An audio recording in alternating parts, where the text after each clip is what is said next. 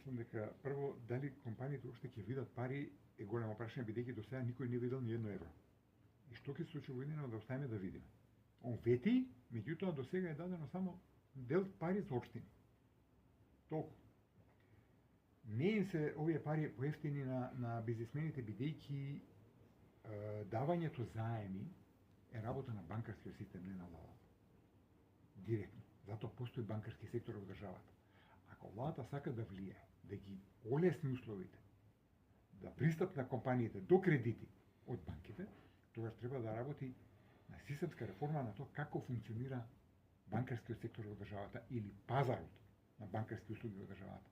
Тоа е нејзина задача, она треба системски да го уредува секторот банкарски во даден случај или било кој друг, а не да дава пари она. Да била државата добар заемодавач, социјализмот немаше да пропадне. Кога све беше државно. И банките беа државни, и предпријатија беа државни. Зашто ги приватизиравме и предпријатијата, и банките? За сега државата да го преземе она што треба да го работат приватни субјекти со други приватни субјекти. Ние државата треба да биде тука регулатор и контролор, а не давател на пари.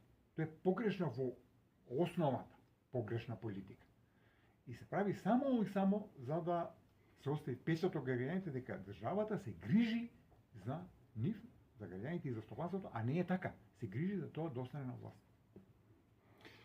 Јануари 2025 е најкритичен кога сме нели во контекст на парите од Унгарија. Тогаш треба да се исплати евроврзницата од 500 милиони евра, а и доспеваат државни харти во вредност од 136 милиони евра. И премиерот и Министерката за финансии најавија дека повторно ќе тропнат на вратата на Орбан за нови 500 милиони евра. Ако не ги добијат, тогаш ќе одат со издавање на нова евроврзница. Што според вас би било најдобро решение?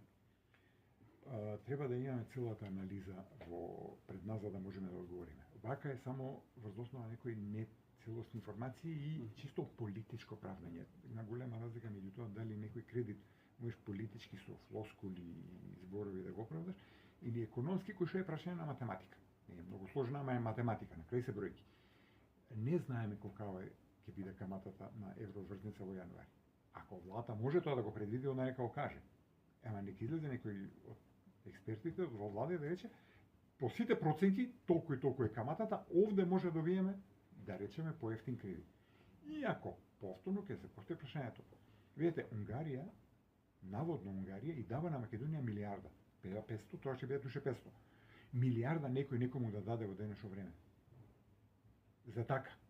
За еве ти троши се. Као татко на син што дава, вечер на журка излагаш еве ти.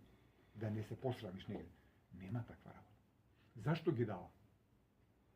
Има некоја скриена причина. Барем не е јавно кажано. На крајот на криштата. Парите ги дава развојна агенција на Унгарија. Колку развива таа агенција? Развојна банка на Унгарија. Колку го развива она?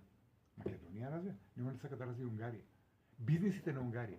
Што значи, она го отвара патот да унгарски бизниси влезат на овој пазар. А ние, без никакво прашање кој, што и како, се отвараме према нив. Дали знаеме дека ќе биде за нашето најдобро? И дали така ќе продеме најевтино? Може ќе продеме многу поскапо. Тоа тек ќе го дознаеме. А никој од владата не се потруди до крај да ги отвори картите. И тоа е тоа што не е добро. Во име на транспарентност ние имаме ствари еден куп за скриени работи.